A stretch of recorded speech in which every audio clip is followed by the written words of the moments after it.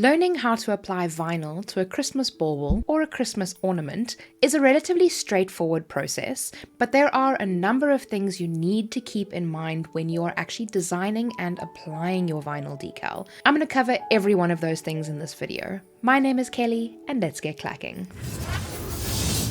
Now, when choosing your Christmas bauble that you want to apply vinyl onto, it's important to remember that generally with these kinds of things, a bigger bauble is going to be a lot easier to work with, and you'll be able to have a bigger name on it. The smaller baubles are a lot more challenging because the names have to be a lot smaller, and you've got a much more curved surface to work with. So you might not have as good a result as what you would do if you have a larger bauble. I'm going to be using 8cm baubles, or around 3 inches or so. And these I find are a very nice size because they're not overwhelmingly large, and they're large enough to make sure that the name pops on your Christmas ornament. Now, setting up the name in Design Space, I'm going to open a text box and I'm going to type in my name. I'm then going to change the font by clicking on the font section and either looking through the Cricut fonts or looking at the fonts that I have already installed on my computer that will be free. Once I've gone through several different fonts and finally settled on a font type, I've chosen the Done Perfectly font here. And I've chosen it for a few reasons. Number one, it's easy to read. Number two, it has some problems that you might come across with a font. So when you have these little white gaps in the middle of your font like this, where you can see the lines and the pieces have overlapped each other a little bit, we're going to need to weld the font. But I first want to sort out the spacing of the letters because I want them to be a little bit closer together. So I'm going to click on the down arrow by the letter space section because I want to move these letters a little bit closer to each other, and I think that looks good. Now what I'm going to do is I'm going to need to weld the font. So I'm going to come down to the Combine section. We can do this one of two ways. We can either click on Weld, which means that we will be unable to undo this function in the future, or we will need to click Unite. Now, Unite does the same thing as Weld, but we just will be able to undo it in the future. So I'm going to click on Unite because I'm probably going to want to make more names. So I'd rather just use that feature. Then I can duplicate the layer and essentially undo it if I want to. Next, we need to figure out the sizing of our name. Because our bauble is 8 centimeters in diameter, we would probably need to work with around 5 or 6 centimeters in total. I find that around 60 to 70% of the diameter of the bauble generally works. So let's hover over one of the corners and bring this right the way down. Now I'm looking at the top number. So it says it's 6.426 centimeters, and we're going to make it quite small.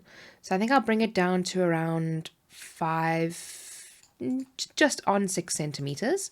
If you want an exact number, you can also do this by typing the number 6 in the top. Next up, if you're going to be creating a lot of names and you want to be able to easily weed them once they've been cut, add in a weeding box. And this can easily be done by clicking Shapes and adding in a square. You can unlock the proportion so that we can make it wider lengthways and not as tall, and hover it over the name. Now it's obviously in front, so we're going to need to right click and send it to the back and resize it so that it is the correct size and it fits around the name. And we're then going to select both of the layers, right click and attach so that it all cuts out in that location. Then if you have many names that you're doing, you won't need to worry about weeding them all at the same time. You can weed them one by one. It makes the process a lot easier and a lot more stress-free. Now, with your machine turned on, we're going to click Make It and select the material that we're going to be cutting. I'm going to click Continue because I don't need to make any changes. I will be applying my name onto a gold bauble, so I'm going to be using the red shimmer vinyl. It looks very much like glitter, but you absolutely have to make sure that you are using the shimmer setting. The glitter vinyl is a lot thinner. The shimmer vinyl is practically a foil vinyl, so it's very thick. So I'm going to click Browse All Materials, and I'm going to search for shimmer. I'm going to select the material and click Done. Now we are going to load the vinyl onto our mat, and just cut it out.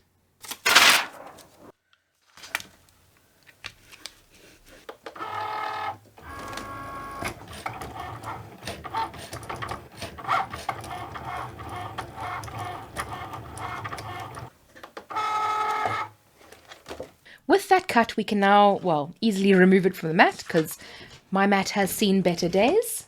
Let me know in the comments if you want to see me do a video on how to clean your mat. And while you're down there, don't forget to subscribe if you're enjoying this content.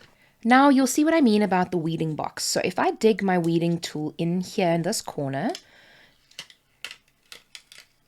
it very easily pulls the vinyl away. And that's why we use weeding boxes when we're using more than one design, or most of the time anyway, as it makes life a lot easier. I'm then going to weed out the little bits on the inside of the letters.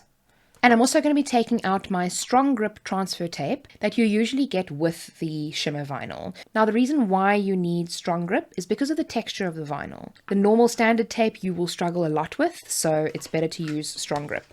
So I'm going to cut a small piece off. This is a piece that I've used several times already. I'm going to remove it from the backing and place it on the name. Then going to take my burnishing tool and be sure to burnish it very, very, very well. Get all of those bubbles off. And then I flip it over and burnish it from the other side as well.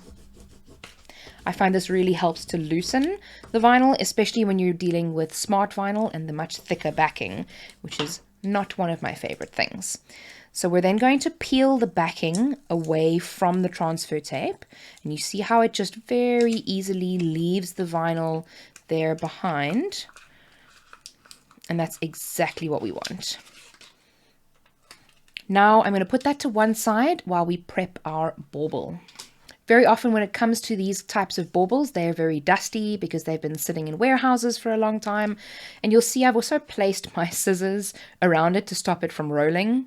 Just a little hack if you don't want to, use up anything really big. Just be careful. These aren't particularly sharp scissors, so don't use super sharp ones. Now, not all baubles can be cleaned with alcohol swabs. What you may find is that if you do clean it with alcohol swabs, it will discolor like that and it won't look very nice. So you'll need to do one of a few things. Either just wipe it down with a wet cloth just to make sure that you get most of the dust off, or just do it by hand so that you don't end up with something like that on your bauble. So I'm going to be placing it down in between my scissors, picking up my name, and now you'll see that the name is not too big or too small for the bauble either. So I'm going to be lining it up, and I tend to do this a little bit by eye. I fold the piece of transfer tape in half so that I'm placing the middle down first. Another step that you might also need to do if you're having difficulty applying the vinyl onto the bauble is to cut the transfer tape. Now this name is relatively small, so I won't need to do it with this name, but what you can easily do if we remove our bauble stand for a moment is just cut it in certain places, like in between the letters there, in between these letters here, there, maybe even one on the side as well. And another one here, and maybe even there. Now we still fold it in half, and we place it down onto the bauble. And then what you will do is you will use those cut lines to overlap a little bit so that it sits a little bit better on the bauble. You can see how it creases in all of these locations because it's not flat, it's rounded, so it doesn't easily sit down. So by creating these cuts and creases in the vinyl, in the transfer tape, you allow yourself the movement of the transfer tape to get the name stuck down more easily. Always try and stick it down in the middle and then lay it down, press in the top bits afterwards.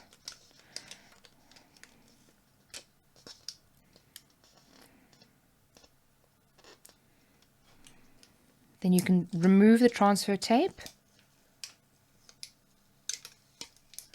slowly and carefully,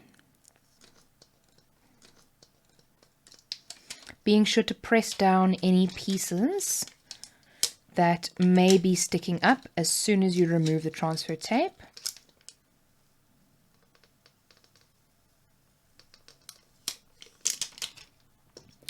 And then you can try and reuse this piece of transfer tape again, even though it's got cut lines in it. It might line up with the next name. You never know. I just place it back onto the backing that I had it on. Not very well, but store it for later. Now, you may want to pair these baubles with another fun Christmas craft of learning how to make double-sided gift tags. Go and check that video out here. And remember, be kind to someone today. See you soon.